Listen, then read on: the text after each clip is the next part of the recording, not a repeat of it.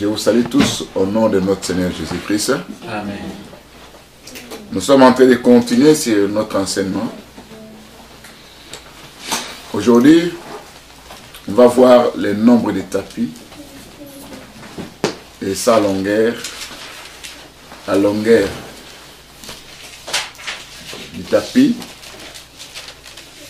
On va parler un peu sur plusieurs choses. On va prendre la Bible dans Exode 26. On va lire le verset 7 jusqu'au verset 13. Nous lisons au nom de notre Exode 26, 7 à 13. Nous lisons au nom de notre Seigneur Jésus-Christ. Tu feras des tapis de poils de chèvre pour servir de tente sur le tabernacle. Tu feras 11 de ces tapis. La longueur d'un tapis sera de 30 coudées. La largeur d'un tapis sera de 4 coudées. La mesure sera la même pour les 11 tapis. Tu joindras séparément 5 de ces tapis et les 6 autres séparément. Et tu redoubleras le 6e tapis sur le devant de la tente. Tu mettras 50 lacets au bord du tapis terminant le premier assemblage. 50 lacets au bord du second assemblage. Tu feras 50 agrafes d'airain. Tu feras entrer les agrafes dans les lacets. Tu assembleras ainsi la tente qui fera un tout. Comme il y aura du surplus, dans les tapis de la tente, la moitié du tapis et reste retombera sur l'arrière du tabernacle. La coudée d'une part et la coudée d'autre part, qui seront des restes sur la longueur des tapis de la tente, retomberont sur les deux côtés du tabernacle pour les couvrir. Amen. Hein? Amen. Ce sont des Écritures. Vous devez d'abord comprendre qu'on parle de la couverture du tabernacle. Mais la composition de la couverture du tabernacle a des dimensions. Il y a d'abord la couverture des poils de chèvre, où on va parler aujourd'hui. Il y a aussi la couverture de fin lin. Amen. Hein? Amen. La couverture de fin lin, là, les agrafes seront en or.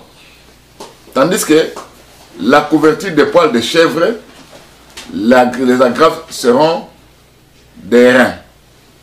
C'est ça la différence. Et comme on ne peut pas parler de tout à la fois, nous commençons par la couverture des poils de chèvre. Ici, la Bible dit que la longueur d'un tapis sera de 30 coudées et la largeur de 4 coudées. On doit faire 5 tapis plus 6 tapis. Ça veut dire il y aura 5 et 6 qui feront un total de 11 tapis. On doit chercher à comprendre pourquoi on a essayé de séparer et de relier 5 à 6. D'après ce qui est écrit dans la Bible. La Bible dit encore qu'il y a quelque chose qui se passe. On va relier par des lacets. Les lacets, pour le premier assemblage, c'est 50 lacets. Pour le second assemblage, c'est 50 lacets aussi. Et les agrafes aussi seront au nombre de 50.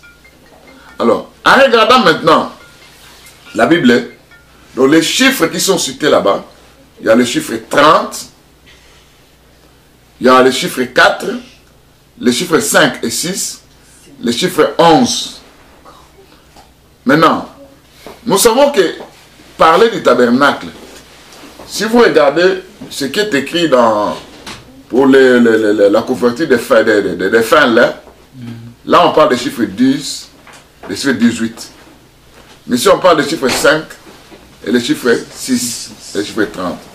Alors, comme dans notre enseignement, on doit chercher à comprendre le pourquoi de toutes choses.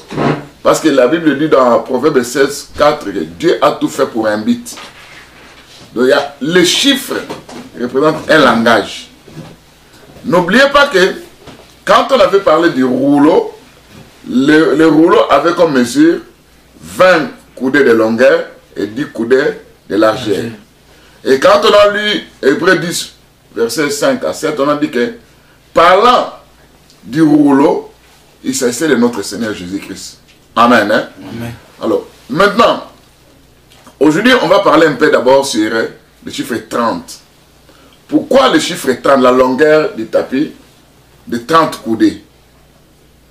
Ce que tu vas comprendre, dans le livre de Nombres, chapitre 4, verset 3, et vous surtout prenez le verset 23, ça cache beaucoup de choses à l'intérieur. Si je peux lire seulement Nombre chapitre 4, verset 3, la Bible dit, l'Éternel parla à Moïse et Aaron et dit, compte les fils de Kehat parmi les enfants de Lévi, selon leur famille, selon les maisons de leur père. Depuis l'âge de 30 ans, au-dessus jusqu'à l'âge de 50 ans, tous ceux qui sont propres à exercer quelques fonctions dans la tente d'assignation.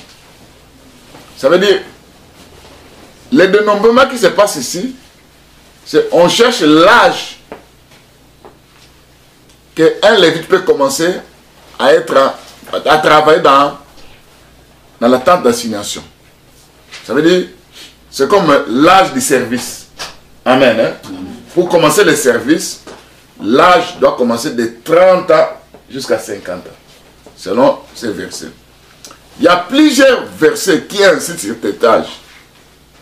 Vous allez voir que le Seigneur parle toujours que pour un lévite entre en fonction, commence à travailler, il doit avoir l'âge de 30 ans.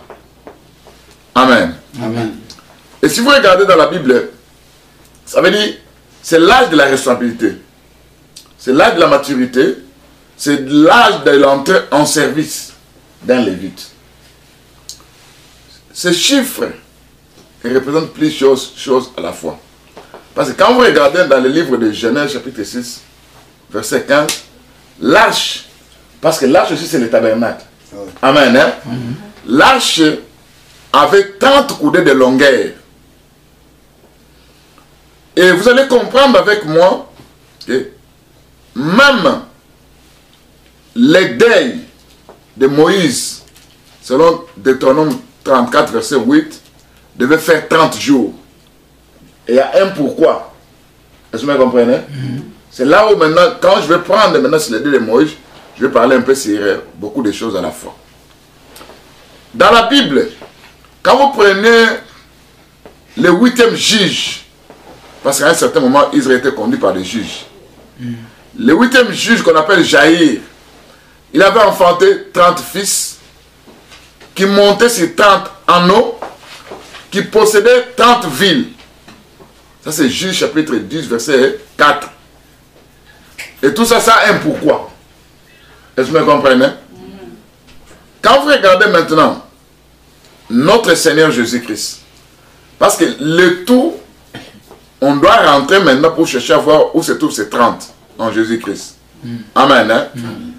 Nous prenons le livre de Luc 30, verset 23, qui dit que, arrivé à l'âge de 30 ans, c'est là où le Seigneur devait commencer avec son service. Vous comprenez que, comme le Seigneur, il est à la fois sacrificateur, il est à la fois roi, serviteur, lévite, il est tout en tout. Est-ce que vous me comprenez? Amen. Donc ça parlait de lui. C'est pourquoi à l'âge de 30 ans, il devait commencer maintenant son service.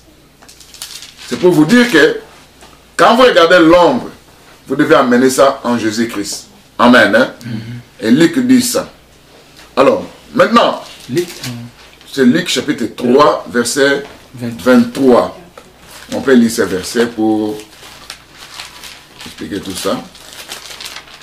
Luc 3, verset 23. Jésus avait environ 30 ans lorsqu'il commença son ministère. Est-ce que vous me comprenez? Amen. Or, quand nous regardons dans la loi, le Lévite devait commencer son service, entrer en fonction à l'âge de 30 ans. Alors, ça veut dire le chiffre 30 représentait notre Seigneur. Est-ce que vous me comprenez?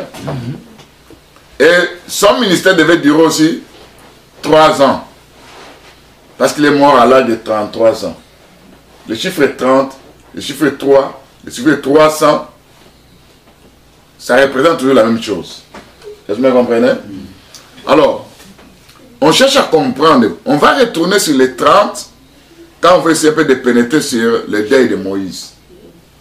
Mais prenons le chiffre 5 où on parle de 5 tapis reliés par les agrafes, de 6 tapis. Donc on prend 5 tapis et 6 tapis, on relie, et ça fait au total combien, hein? 11. Est-ce que vous comprenez? Ouais. Parce que c'est écrit dans Exode 26 là, on dit, tu feras des tapis de poils de chèvre pour servir de tentes sur les tabernacles. Tu feras 11 de ces tapis. La longueur d'un tapis sera de 30 coudées, la largeur d'un tapis sera de 4 coudées. Tu joindras séparément 5 de ces tapis et les 6 autres séparément.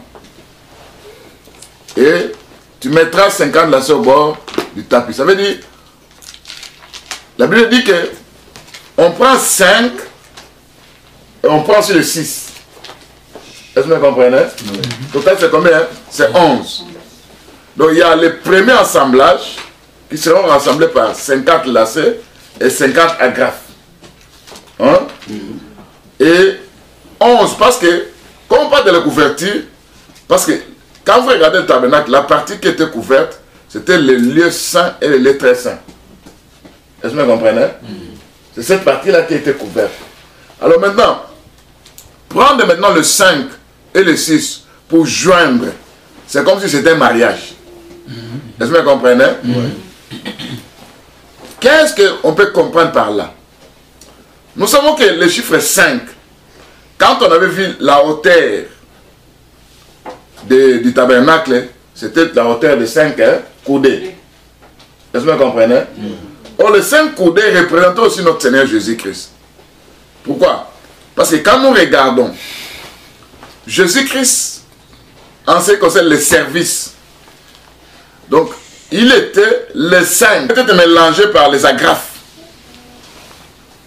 Or, les agrafes étaient des reins. Vous êtes d'accord avec moi? Ça veut dire, vous prenez les tabernacles. Dieu donne plusieurs mesures.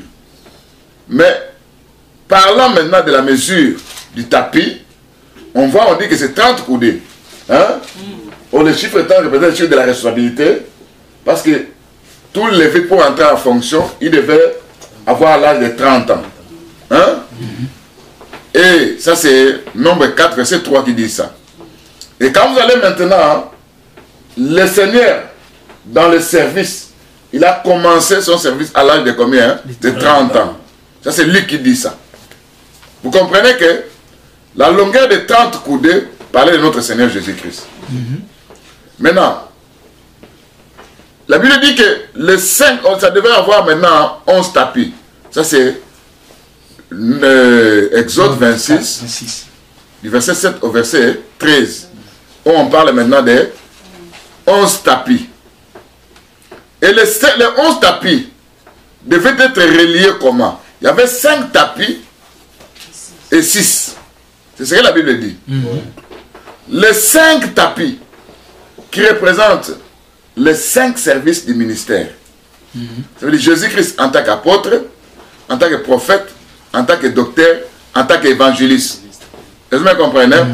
C'est là où je dis que dans Luc 24, verset 19, on avait appelé prophète.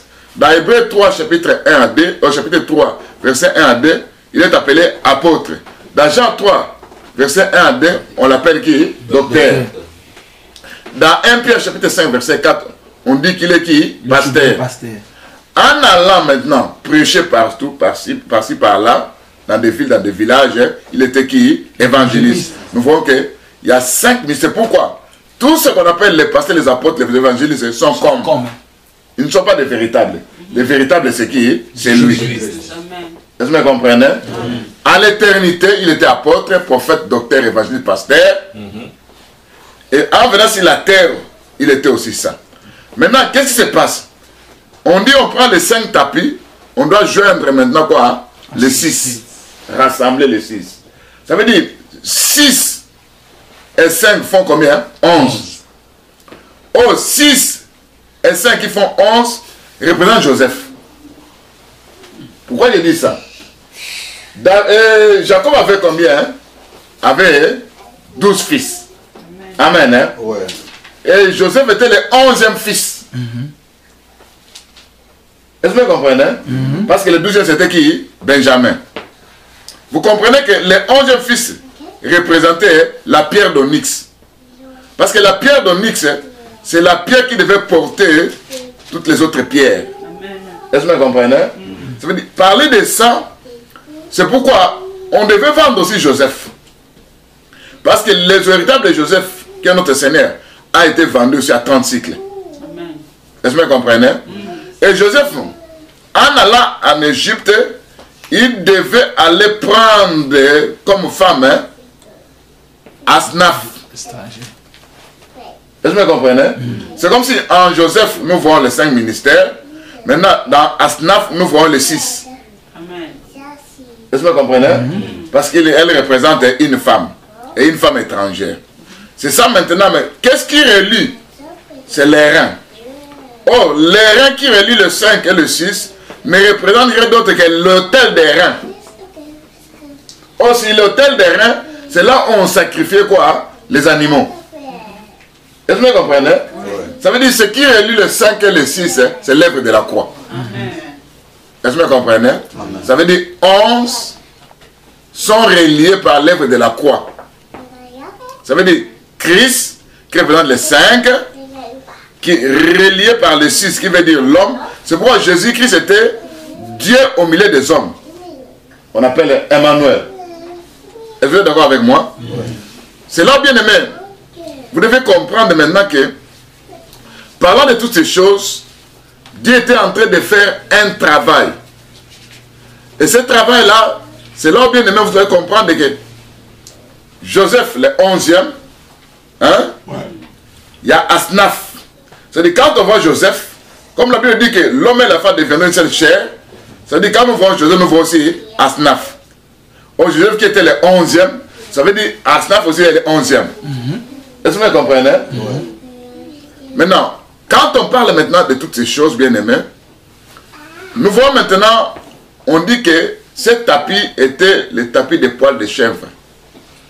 Pourquoi les poils de chèvre? Parce que je vous ai dit que quand vous lisez Exode 26, on parle des papiers de fin lin. Tandis que Exode 26, verset 7, vous descendez au 13, on parle des tapis de poils de chèvre. Je suis en train de décortiquer les tapis de poils de chèvre. Pourquoi les tapis de poils de chèvre?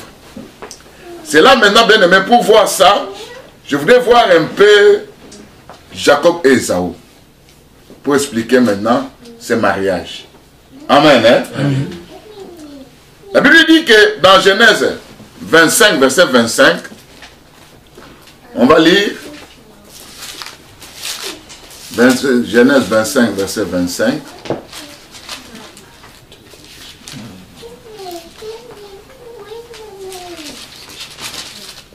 La Bible dit ceci. Le verset 24. Le jour où elle devait accoucher s'accomplit et voici il y avait des jumeaux dans son ventre. Le premier sortit entièrement roux, comme un manteau de poils. On lui donne le nom d'Ésaü. Est-ce que vous comprenez? Il y a 2 fils qui vont naître. Il y a Jacob et qui? Ésaü. Ésaü c'était le premier fils. La Bible dit que à sa naissance, cet enfant est sorti entièrement roux comme un manteau de poils. On lui donne le nom d'Ésaü. Et c'est le premier fils. Vous êtes d'accord avec moi? Bien aimé, ça cache beaucoup de vérité. Parce que quand on parle d'Ésaü, beaucoup de gens voient seulement il a vendu sur le doigt de Ness, mais on ne sait pas comprendre que ça cache un langage. Je vais parler d'Ésaü dans la révélation. Est-ce que vous comprenez? Ça veut dire des choses qu'on a parlé sur lui, le pourquoi de la couleur roux, roux qui veut dire rouge, est-ce que vous comprenez? Et le pourquoi de ses poils. Bien aimé, en voyant tout ça, quand vous regardez, Ésaü était le fils aimé par son père. Je peux lire ça. Ça, c'est le verset 28. Genèse 25, verset 28. Isaac aimait Ésaü parce qu'il mangeait du gibier. Et Rebecca aimait Jacob. Oh, c'est le père qui aime. Vous êtes d'accord avec moi? Dans Jean 3, 35, le Seigneur vient, il dit ceci. Les pères aiment le Fils parce qu'il a remis toutes choses entre ses mains. Est-ce que vous êtes d'accord avec moi? Les pères aiment le Fils, il a remis toutes choses entre ses mains. Oh, n'oubliez pas que Ésaü était l'héritier. Parce que le premier fils de l'héritage, c'est entre les mains, hein? Le premier fils. Et quand vous regardez, la Bible dit que Dieu, je prends Genèse chapitre 27, verset 1 à 4. Isaac devenait vieux, ses yeux s'étaient affaiblis au point qu'il ne voyait plus. Alors il appela Ésaü, son fils aîné, et lui dit, mon fils, il lui dit, mais voici. Isaac dit, voici donc je suis vieux, je ne connais pas les jours de ma mort. Maintenant donc je t'ai pris, prends tes armes, ton carquois, ton arc, va dans les champs, chasse-moi du gibier. Fais-moi un mets comme j'aime, apporte-les-moi à manger, afin que mon âme te bénisse. Donc le père veut bénir qui? Les fils, les premiers-nés. Est-ce que vous êtes d'accord avec moi? Amen. Maintenant, il y a quelque chose qui se passe. Quand vous regardez, je vous ai dit que ce fils, il avait de beaux vêtements. Ça c'est Genèse 27, verset 15. Donc, le père reconnaissait son fils, hein, à partir de... Ici, on dit qu'ensuite, il a pris les vêtements d'Ésaü, son fils aîné, le plus beau qui se trouvait à la maison, et elle les fit mettre à Jacob, son fils cadet. Ça veut dire, le premier fils, il avait de beaux vêtements. Est-ce que vous comprenez? Amen. Il était aimé. Il était roux. Je vais voir un peu quelque chose encore, parce que je suis en train de parler de décortiquer. Ésaü avait des poils. Hein? Quand je regarde au verset 25, chapitre 25, verset 29, la Bible dit que comme Jacob faisait cuire un potage, Ésaü revint des champs accablé de fatigue. C'est Ésaü qui est accablé de fatigue, parce qu'il vient des champs. Des champs. Hein?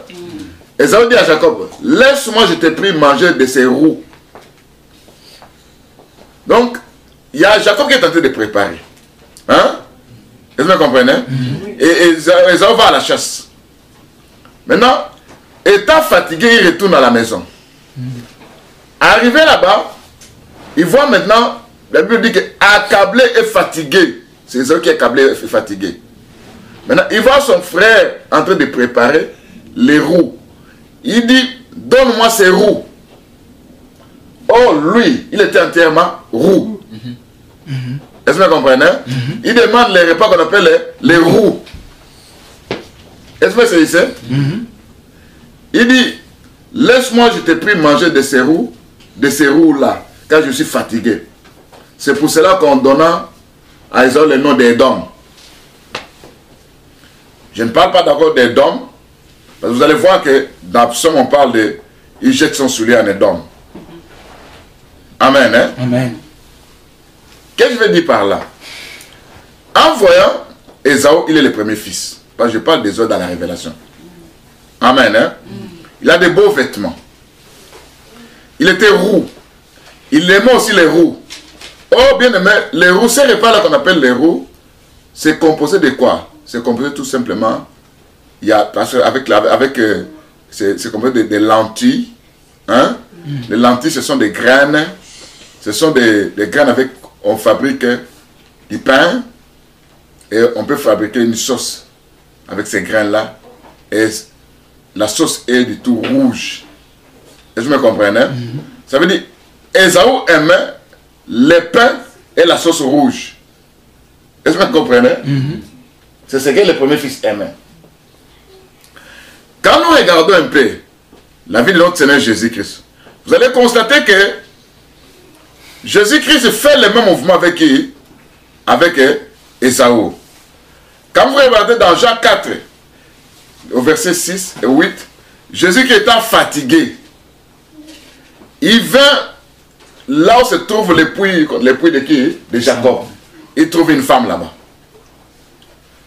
De l'autre côté, on dit que Ésaïe, accablé, fatigué, et il avait faim. Je vais lire ce verset. Mais vous devez comprendre tous ces mouvements. Parce que je parle d'Ésaü dans la révélation. Et vous êtes en train de voir déjà que Ésaü là représente quelqu'un déjà. Est-ce que vous me comprenez? Amen. Parce que au verset 4, 6, Jean 4, verset 6, là se trouvait le puits de Jacob. Jésus, fatigué du voyage, était assis au bord du puits. C'était environ la 6e heure. Verset 8. Ses disciples étaient allés à la ville pour acheter des vivres. Vous comprenez que, arrivant, là se trouvait le puits, fatigué. Et les disciples sont allés acheter des vivres. C'est que lui avait faim. Vous êtes d'accord avec moi? Oh, Jacob avait faim. Ésaü avait faim. Il est aussi fatigué. Maintenant, qu'est-ce qui se passe? La Bible dit qu'au verset 31, pendant ce temps, les disciples les pressaient de manger, disant, Rabbi, mange. Donc, quand les disciples sont revenus, ils ont trouvé le Seigneur en train de causer avec une femme samaritaine. Les disciples avaient besoin, parce que moi je pense que c'est le Seigneur qui avait envoyé ces gens pour aller acheter les aliments. Ils sont venus avec ça. Ils ont présenté. Mais qu'est-ce que le Seigneur dit? Il leur dit, j'ai à manger une nourriture que vous ne connaissez pas. Les disciples se disaient donc les uns aux autres, quelqu'un lui aurait-il apporté à manger? Il dit ceci, ma nourriture est de faire la volonté de celui qui m'a envoyé, d'accomplir son œuvre. Est-ce que vous me comprenez? Ça veut dire, quelle était l'œuvre? Quelle était la nourriture? C'était le pain et les roux rouges. Et les roux. Oh, quand nous voyons le pain, nous voyons les roux, ça veut dire nous voyons le sang. Et vous voyez, dans Jean 6, il va présenter son corps en tant que le pain et son sang en tant que le breuvage. Un breuvage. Est-ce que vous me comprenez? Ça veut dire, il avait besoin de ça. Donc, quand il avait faim, il avait besoin de manger ça. Mais pour manger ça, qu'est-ce que la Bible dit? C'est Jacob qui intervient. Tu dois m'accorder le droit d'aînesse. Est-ce que vous me comprenez? Or, en cherchant à soutirer le droit d'aînesse, ça veut dire parce que il veut prendre l'héritage de qui? Du premier fils. Est-ce que vous comprenez? Amen. Parce que quand on voit le premier fils, automatiquement, on voit le fils qui va remplacer le père. Oui. Est-ce que vous êtes d'accord avec moi? Amen, amen. Oh, le fils qui doit remplacer le père, bien aimé, n'est rien d'autre que... Parce que, en regardant, il dit, vends-moi ton droit d'aînesse. Qui dit ça? C'est Jacob. Et maintenant, la réponse d'Ésaü, c'est quoi? On peut lire. Ça, c'est 25.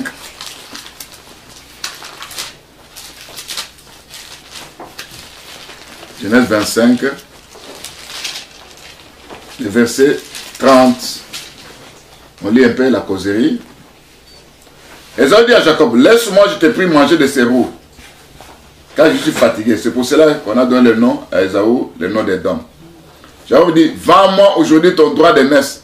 Ésaü répondit, voici, je m'en vais mourir. Ésaü dit, je m'en vais mourir. À quoi me sert ce droit d'aînesse? Est-ce que vous comprenez? Amen. Amen. Ça veut dire, il a le droit d'aînesse. Hein? Dans le droit d'aînesse, on voit, si le père était roi, le fils deviendra aussi roi. Roi directement. Est-ce que vous comprenez? Si le fils était sacrificateur, le père était sacrificateur, le fils deviendra aussi sacrificateur. Ça veut dire lui l'héritier.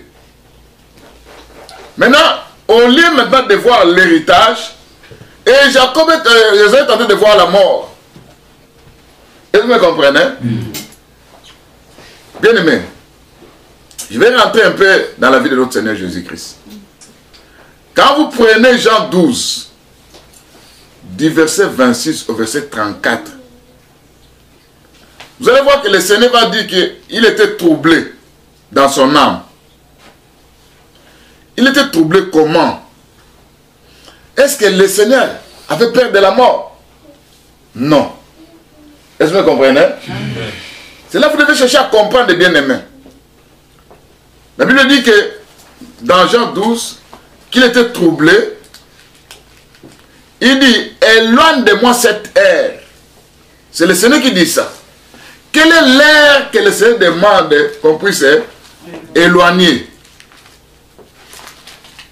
Bien, vous devez comprendre, parce que les autres vont dire, voilà, Jésus avait peur de mourir. Non, non, non, c'est pas ça. Il faisait la vente. Je vais vous expliquer tout ça. Je prends le verset 6. Si quelqu'un me sert, le verset 26, qu'il me suive. Là où je suis, là où sera mon serviteur. Si quelqu'un me sert, le Père l'honorera. Maintenant, mon âme est troublée. Que dirais-je, Père? Délivre-moi de cette terre. Mais c'est pour cela que je suis venu jusqu'à cette terre. Il dit, glorifie ton nom. Une fois ses filles entendent du ciel, je l'ai glorifié, je l'ai glorifié encore. La foule qui était là, qui avait entendu, disait c'était un coup de tonnerre. L'autre disait c'était un ange qui lui a parlé. Je lui dis, ce n'est pas à cause de moi que cette voix se fait entendre, c'est à cause de vous. Maintenant a lieu le jugement de ce monde. Maintenant le point de ce monde sera jeté dehors. Et moi, quand j'aurai été élevé de la terre, j'attirerai tous les hommes à moi. En parlant à ça, ainsi il indiquait de quelle mort il devait mourir. Bien, mais regarde ce qui se passe. Le Seigneur dit, Père, délivre-moi de cette terre. Quelle est l'ère que le Seigneur demandait qu'il puisse avoir la délivrance? Parce qu'il savait qu'il était venu pour la mort. Ça veut dire, en regardant la croix, ça veut dire l'ère que le Seigneur voulait demander, c'était le temps qu'il devait devenir pécheur. Parce qu'il dit, Père, pourquoi m'as-tu abandonné? Parce qu'il est devenu pécheur, quelqu'un qui a péché, abandonné, rejeté de Dieu. Est-ce que vous comprenez? C'est l'ère que le Seigneur ne voulait pas. Ça veut dire, lui, Dieu, il va abandonner maintenant, hein, parce qu'il est devenu péché. Oh, ça veut dire Dieu ne communique pas avec les péchés. Et quand il devient péché, ça veut dire qu'il devient impur. Ça veut dire qu'il devient comme si quelqu'un est souillé. Est-ce que vous comprenez? C'est l'ère que le Seigneur demandait que si ça pouvait être éloigné de moi. Est-ce que vous comprenez? Est-ce que vous comprenez? C'est pour cela, bien aimé, vous devez comprendre que le Seigneur, regarde ce qui se passe encore. Je vais ajouter pour expliquer beaucoup de choses à la fois. Quand vous prenez dans Jean 6, verset 15, Jean 6, verset 15, la Bible dit au verset 14, ces gens ayant vu les miracles que Jésus avait fait, disaient, celui-ci est vraiment le prophète qui doit venir dans le monde. Et Jésus, sachant qu'ils allaient venir l'enlever pour le faire roi, se retira de nouveau sur la montagne. Est-ce que vous comprenez? Oui. Ça veut dire quoi? On voit un prophète faire des miracles. Et Israël était sous la servitude des Romains. Tous ceux qui voyaient, ils ont dit, voilà, c'est quelqu'un qui va maintenant nous libérer de ces jours. Maintenant, on se présente pour le prendre et le faire roi. Ça veut dire, en tant qu'héritier, en tant que le premier fils, il doit être assis sur le trône. Mais qu'est-ce qui se passe? La Bible dit, il va fuir. Est-ce que vous me comprenez? En fouillant, c'est comme si il y avait la royauté, il y avait la mort. Mais il a préféré la mort. Est-ce que vous comprenez? En préférant la mort, bien aimé, il voulait dire quoi? Regarde les jours où il va parler sur la mort. Les Juifs vont lui poser une question. Mais nous savons que Christ reste éternellement. Mais toi, tu parles de la mort. Ça veut dire quoi? Ça veut dire, nous, on a besoin de toi. Est-ce que vous comprenez? Parce que tu es le Christ. Avec cette puissance que tu manifestes, tu serais capable même de chasser même les Romains. Est-ce que vous comprenez? Tu seras assis sur le trône. Maintenant, tu dis encore que tu vas mourir. Mais ça, c'était le sujet de scandale. Ouais. C'est là où, bien aimé, et les jours où on est venu pour lapider le Seigneur, hein, les Seigneurs, mais pourquoi vous me lapidez? C'est encore des bonnes œuvres. Non, ce ne sont pas les bonnes œuvres. C'est parce que toi qui es homme, tu te fais Dieu. Est-ce que vous me comprenez? Si tu étais le Christ, tu dois aller maintenant sur le trône, chasser tous ces gens. Est-ce que vous me comprenez? Et rester éternellement. Et tu es en train de parler maintenant de la mort. C'est ça maintenant. Lui avait besoin du roux. Lui, le premier fils. Il a besoin de la mort. Il veut perdre son droit de naissance. Il refuse de régner sur Israël. Il préfère mourir. C'est ce qu'Ésaü avait dit. Vous êtes d'accord avec moi? Que ça va me servir. Que ça va me servir. Ça veut dire, c'est pour dire que le droit de naissance, j'abandonne ça. Le droit de l'héritier. En tant qu'héritier, fils de Jacob, fils de David, il devait aller sur le trône. Il devait chasser qui ça? Les Romains. Or, sa mission, c'était de manger les roues. Et pour prendre le roux, il abandonne maintenant les droits de naissance. C'est là où bien vous allez comprendre que Israël, il est le premier fils de Dieu aussi. Ça, c'est Exode 4 et 22. Hein? Jésus-Christ, le premier fils de Dieu. Est-ce que vous comprenez? Il a des beaux vêtements.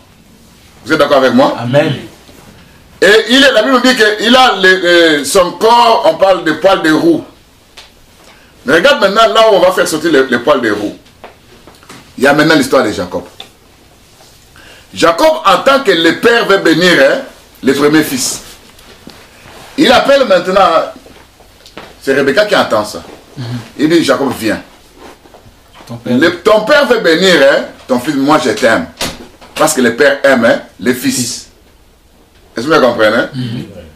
La Bible dit que Rebecca, il dit, toi tu dois préparer le gibier. Tu dois préparer l'animal.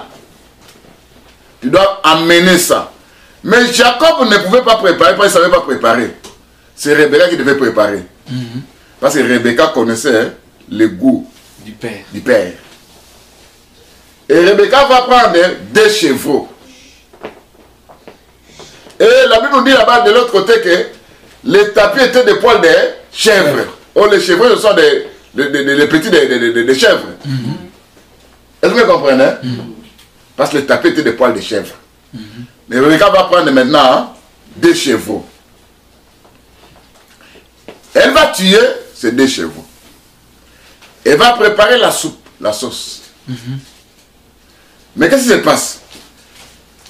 Jacob dit, mais je serai maudit. Elle va dire que la maladie tombe sur moi. Mais fais seulement ça. Quel est le travail maintenant de Rebecca? Il dit, viens mon fils. Je sais que le premier fils est roux. Il a le poil. Je peux dire, il a le poil de chèvre. Amen. Pourquoi? Il va prendre maintenant le poil de chèvre qu'il a tué. Il va vêtir Jacob entre ses mains. Est-ce que vous comprenez? Il va mettre ça aussi au cou. Vous savez que c'est le cou qui relie la tête et le corps. Oh, le cou, c'est le ministère. Amen. Hein? Il va revêtir maintenant ses mains. Il va prendre maintenant les beaux habits. De qui? Du premier fils. Il va revêtir qui ça? Jacob. Vous comprenez que quand Jacob se présente, il se présente avec les habits du premier fils. Il se présente avec les poils du premier fils. Est-ce que vous comprenez? Amen. La Bible dit que arrivé là-bas, avec des gibiers, bien aimé, vous allez comprendre maintenant que il se présente, mon père, voilà ce que tu avais demandé. Oh, tu n'as pas pu tarder. Viens mon fils. La Bible dit que Jacob va dire ceci. Que je te touche. Il va toucher où ça? Là où se trouvaient les mains. Hein? Il touche, il sent que ce sont des poils. Donc il dit ça c'est Ésaü. Yeah. Parce que Ésaü avait les poils. Et je vais vous dire que c'est les poils des chèvres. Amen. Hein? Amen. Qui avait la révélation? C'était Rebecca. Il dit encore, je vais maintenant goûter. Je vais sentir. Il sent l'odeur des habits. Oh, ça, ce sont les habits du premier fils. Est-ce que vous comprenez? Amen. Il attend la voix. Il dit, mais c'est la voix de qui? De Jacob. La voix, c'est la voix de Jacob. Mais les poils, ce sont les poils de qui? D'Ésaü. Les habits, ce sont les habits de qui? D'Ésaü. Vous comprenez que Jacob, en Jacob, hein, il y avait les premiers fils. Amen. Est-ce que vous comprenez? Il était Jacob, il était en même temps aussi qui? Ésaü. Donc dans la révélation, Ésaü représente le Seigneur Jésus-Christ lui-même. Est-ce que vous comprenez? C'est là où, bien aimé, vous allez comprendre que le père ne mange que la viande, la sauce venant des chèvres. Et qui connaît ce secret, c'est Rebecca. Est-ce que vous comprenez? Amen. Ça veut dire, c'est comme si Ésaü a été tué. Hein? Est-ce que vous comprenez? Dans la révélation, c'est comme si Ésaü a été tué. Seulement, on a dépouillé Ésaü de tout. C'est Jésus-Christ devait mourir aussi nu parce que nous, on avait besoin de ses vêtements. Amen. Est-ce que vous comprenez? Amen. Oui. Bien aimé, regarde un peu ce qui se passe. La Bible dit que quand il se présente, c'est la bénédiction maintenant qui va chez qui? Chez Jacob. Jacob. Il dit, l'odeur des vêtements de mon fils est l'odeur d'un champ béni. C'est l'odeur des vêtements du premier fils. Oui. Ce n'était pas les vêtements de Jacob. Est-ce que vous comprenez? Amen. D'un champ béni. Il commence à prophétiser, à bénir. Et quand Ésaü vient, Ésaü reçoit la malédiction. Mais qui a reçu la malédiction? C'est le premier fils. Oui. C'est Jésus-Christ. Jésus-Christ. Amen. Il est devenu malédiction à cause de nous. Amen. Amen. Est-ce que vous comprenez? Amen. Oui. C'est pour vous dire que dans la révélation, Ésaü, c'est Jésus-Christ. Il a reçu la malédiction. Il a perdu son droit d'aînesse. Ou ça, sur la croix. Il a refusé de régner. Il est allé sur la croix. Parce qu'il savait que pour sauver les gens, hein, on devait porter ses habits. Est-ce que vous comprenez? C'est pourquoi les rideaux du temple devaient être en poil de chèvre. Si je peux aller un peu plus loin, je peux dire ceci que les poils de chèvre venaient chez les cinq tapis, et ça a contaminé maintenant les 6 autres. Est-ce que vous comprenez? Pourquoi? Parce qu'il y a les agrafes des reins qui sont là-bas. Et les agrafes des reins qui sont là, qui doivent relier les 6 et les 5. C'est pour vous dire que l'homme spirituel que Jésus-Christ, qui était Dieu, dans le service, il devait être relié avec le 6. Ça veut dire les hommes de ce monde. Amen, hein? Pour faire le service. Et tout ça, c'était de quoi? Des planches. Oh, quand vous prenez ces planches-là, non, pas des planches, des tapis. Je ne vais pas parler sur les tapis, comment on avait tissé ça. Mais je parle un peu dans l'ensemble. Parce qu'avec le temps, on va parler comment on a tissé ça. Est-ce que vous me comprenez? Amen. Maintenant, qu'est-ce que vous devez retenir? Que Dieu, dans le plan, il avait besoin de quelqu'un. Et cette personne devait être le premier fils. Amen. Hein? Amen. Qui devait perdre son droit d'aînesse. Amen. Hein? Amen. Et qui devait aussi céder ses habits. Qui devait mourir. C'est là où, bien aimé, vous allez comprendre que Dieu était en train de prophétiser sur beaucoup de choses à la fois. Alors, retournons un peu, parce que je suis en train de parler sur les tapis de poils de chèvre. Nous voyons que ça parle de la mort de Jésus-Christ. Or, n'oubliez pas que dans Deutéronome chapitre 34, verset 8, Deutéronome 34, verset 8, la Bible dit que les deuils de Moïse devaient durer 30 jours. Les deuils de Moïse devaient durer 30 jours. Oh, quand vous lisez dans la Bible, dans Deutéronome chapitre 21, verset 11 à 13, la Bible dit que quand tu vas en guerre et que tu vois qu'il y a une jeune fille belle de figure que tu aimes, comme toi tu as vaincu et que tu as besoin de cette fille belle, vierge, tu dois l'amener chez toi. Tu vas couper ses ongles. Hein? Elle sera déshabillée. Tu vas couper les poils partout. Elle va pleurer son père pendant 1 mois. Est-ce que vous comprenez? Et maintenant, cette femme deviendra ta femme. Celui qui est allé à la guerre, c'est le Seigneur Jésus-Christ. Amen. La guerre s'est passée sur la croix. Amen. C'est là où il a trouvé une jeune fille. Et la jeune fille, c'était l'église. Amen. C'est la croix. Parce que l'église sort à partir de la lance qu'on avait percée notre Seigneur Jésus-Christ. Amen. De la flèche. Amen. Hein? Amen. La jeune fille est sortie. Maintenant, cette jeune fille, on nous parle de deuil de 30 jours de Moïse. Or, le corps de Moïse était disputé entre le diable et qui? Et Michael. Vous comprenez que les deuils de 30 jours, quand vous regardez ce qui s'est passé chez Daniel, qui a dit qu'en ce temps-là, il était en deuil de 21 jours. Le deuil représentait la repentance, la prière, le jeûne, tout ça. Donc, quand on prend maintenant les 30 jours de la femme qui doit pleurer son père et sa mère pendant 30 jours, ça c'est parler de renoncement. Est-ce que vous me comprenez? Renoncer. C'est pourquoi, en renonçant à toutes ces choses, ça veut dire, les ongles qui représentaient, parce que pour les femmes, vous savez que quand elles se battent facilement avec les ongles, elles peuvent te faire de n'importe quoi. Ce sont des armes. Ce sont les armes. Les moyens de défense. Vous me comprenez? En coupant la chevelure, tout ça, ça c'est la gloire d'une femme. Parce que pour la femme, la chevelure est une gloire. Est-ce que vous me comprenez? Amen. En pleurant, ça veut dire c'est le renoncement. C'est pour bien aimer. Hein?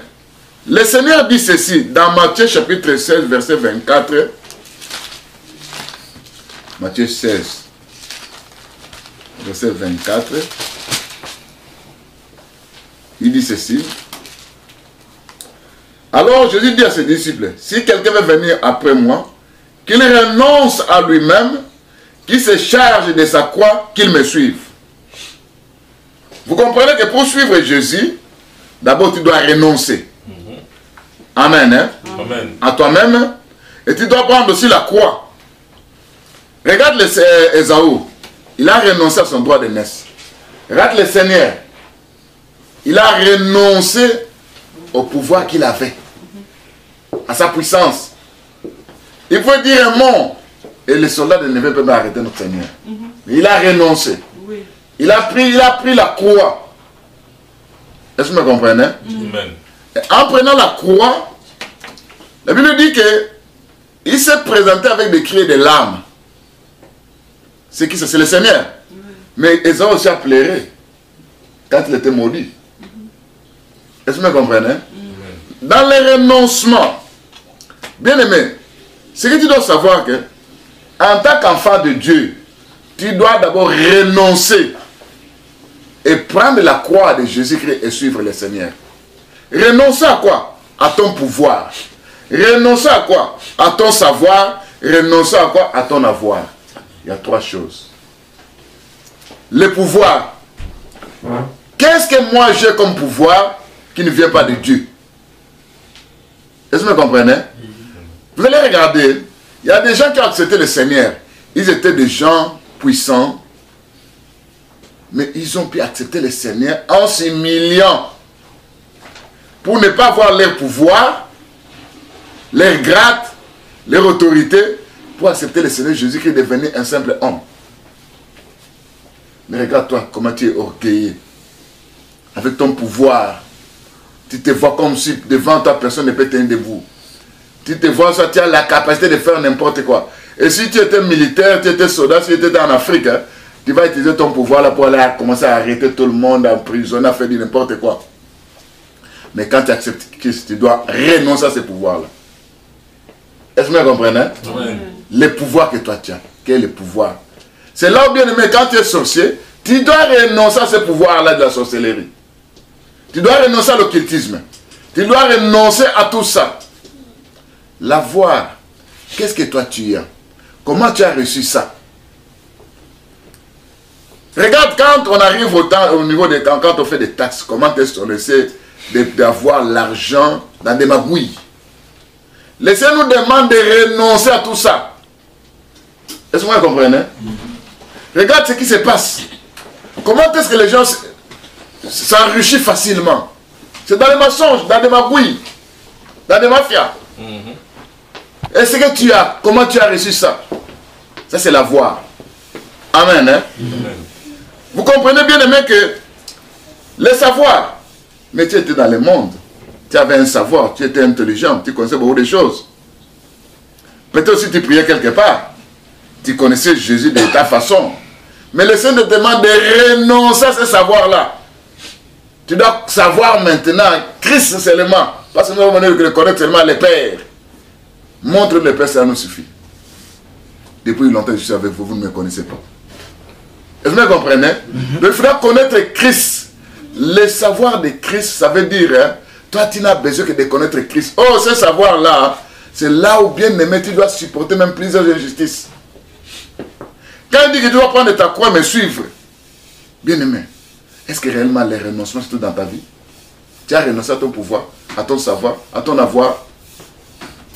C'est là où les gens se voient importants, ils oublient que Christ est plus important qu'eux. Amen. C'est là où les gens se voient comme si ils sont des gens. Bien, mais si le Seigneur retirait le souffle que toi tu as aujourd'hui, que tu vas devenir. Est-ce que vous me comprenez? C'est pour vous dire, bien aimé, que en recevant maintenant la croix, parce qu'il dit que si quelqu'un veut me suivre, hein, il doit prendre sa croix et renoncer. Parler de la croix, ce n'est pas de la souffrance. Ce n'est pas des difficultés. Ce n'est pas des problèmes qui nous arrivent. Est-ce que vous me comprenez? Regarde ceux qui prient. Bien aimé, regarde ce qui se passe aujourd'hui. Quand le Seigneur dit porter la croix, ça c'est le sacrifice. Comment, regarde aujourd'hui, les gens veulent servir Dieu juste quand il a un peu de temps, un temps libre. Moi je vais appeler ça le divertissement. Les mondes aussi font ça. Quand il a un temps libre, il va faire, il est dans les moves. C'est pas ça? Oh, parce que j'ai un petit temps, je profite pour servir. Bien aimé, tu dois sacrifier ton temps pour servir Dieu. Quand tu ne fais pas ce sacrifice du temps, bien aimé, c'est parce que tu ne sers pas Dieu. Le Seigneur te voit te considérer comme si quelqu'un qui veut aller dans les moves parce qu'il a trouvé un petit temps et puis il se trouve là-bas. Oh, sacrifier le temps, ça veut dire, quand toi tu veux dormir, tu dis je ne dors pas, je dois aller prier. Tu as sacrifié ton temps. Quand tu veux aller quelque part, tu dis, je ne pars pas là-bas, premièrement c'est Dieu. Ce temps-là, je donne ça à Dieu.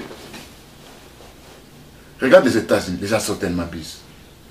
Nous sommes tellement busy, occupés. Et nous prenons le temps, c'est juste le dimanche que nous venons, les samedis. On n'a pas le temps d'aller évangéliser. Bien aimé, on rendra compte devant de Dieu parce qu'on n'a pas voulu la vie de sacrifice. Mais pour suivre le Seigneur, il faudra porter la croix. Et la croix, c'est le sacrifice. Quel sacrifice toi tu peux dire aujourd'hui que moi, je me suis sacrifié à Dieu, voilà, je vous pose une question. Est-ce que tu peux dire que tu as sacrifié ton temps pour Dieu? Mais non, c'est zéro. Est-ce que vous me comprenez? Qu'est-ce qu'il y a sacrifié? C'est là bien vous devez comprendre que tu dois renoncer. Tu peux avoir le pouvoir, tu peux avoir l'avoir, tu peux avoir le savoir, mais tu renonces à tout ça. C'est là bien aimé. Moi, je sais que nous devons garder nos avoirs chez Dieu parce qu'on va récupérer ça un jour. Amen. Amen. Toi, ton avoir, tu sèmes où? Tu donnes où? Tu donnes à qui?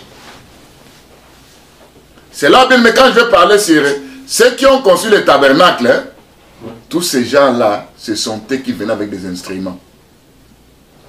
C'est là que tu verras ce que tu es en train de faire. Est-ce que vous me comprenez? Tu vois, ton argent en toi, c'est pour garder. Tu fais l'économie. Et si le Seigneur venait aujourd'hui, je ne refuse pas de faire l'économie. Mais quelle est la part de Dieu qu'est-ce que tu fais pour Dieu? Qu'est-ce que tu fais pour Dieu? La voix que tu as renoncé à ça. Bien, ce monde va passer. Tout ce que nous faisons, on va laisser sur la terre. Amen. Hein? Si le fils venait aujourd'hui, si moi j'allais, je vais laisser la maison. Si papa Clément allait, il va laisser la maison. Tout ce que nous faisons, ce sont des biens temporaires. Ce sont des biens qu'on ne peut pas dire que ces biens nous appartiennent.